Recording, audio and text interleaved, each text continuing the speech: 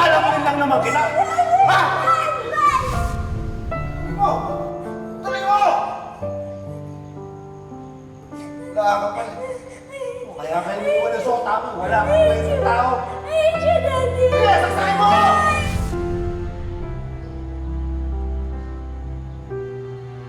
Ang hirap po, Tita Mel, Alin?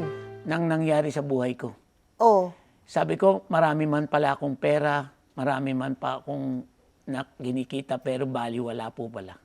dahil Kaya po baliwala, dahil nag-iisa na po ako sa tahanan namin. habang nagdadalamhati si Manuling sa pag-abandona ng kanyang pamilya, sinikap naman ni Jason na buhayin ang kanyang ina at kapatid sa baliwag sa Bulacan hanggang sa Shady, maybe, hindi ka na muna pwede maglaro sa labas, ha? Hindi ka na muna pwede lumabas, lalo na kung hindi mo kasama si Kuya. At itong si Teddy Bear mo, susunod, hindi na siya yung baby mo. Ha? Kasi meron ka ng baby na kailangan mong alagaan. Ha? Kaylee, baby. Sorry, ha? Sorry kung hindi pa rin mahanap ni Kuya yung hustisya sa taong may ginawa sa'yo ng ayupan na yan. Pero gagawin lahat ni Kuya para sa kakabuti mo. Sige, baby mo. Mami, Anak, ito ka na pala. Nagluto na ako. Gusto mo na kumain? Sabay-sabay na tayo nila, Jaylee. Magkain na ako. anak, Bakit, Mami? anak, Anak. Di ba sinabi ko sa'yo kalimutan mo na may pamilya ka? Ha? Kinalimutan ko na rin may ama ko. Ano ba ginagawa mo dito? Bakit ba hindi mo pa kami tantanan? Tahimik na yung buhay namin, oh! Huwag mo na kaming guluhin!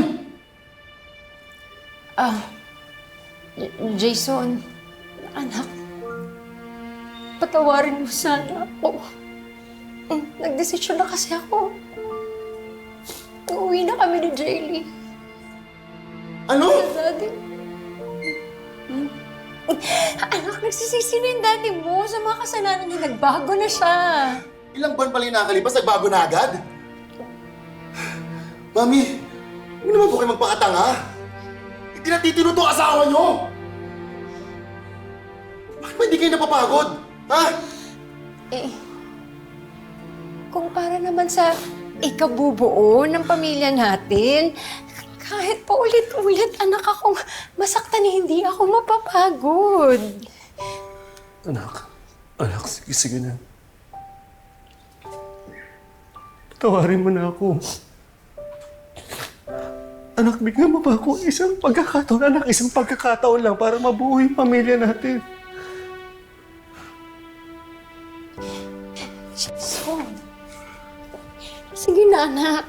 Uwi na tayo, ha? Hindi pa huli para matama ni daddy mo lahat ng mali niya. So, anak naman, walang perpektong tao sa mundo. Tao lang tayo, di ba? Mami, hindi tao to. Demonyo to eh. Mas masawal pa ka sa demonyo yan eh. Kung gusto mong buuin yung pamilya natin, yung pamilyang winasak ng hayop na to, hindi ko kayo pipigilan. Sumama kayo sa kanya. Pero huwag kayong umasa na magiging parte pa ako ng pamilya na yan. At ikaw, huwag ka nang umasa. Hindi kita mapapatawad.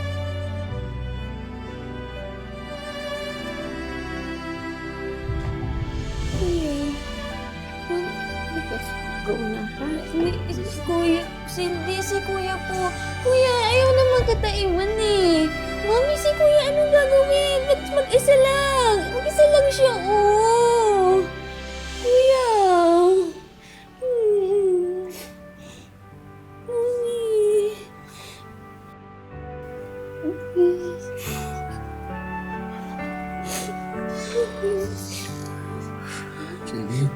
Baby, sumama ka na kay Mami, ha? Hindi ka niya pababayaan. Basta dito lang lagi si Kuya, ha? Ingat ka, ha?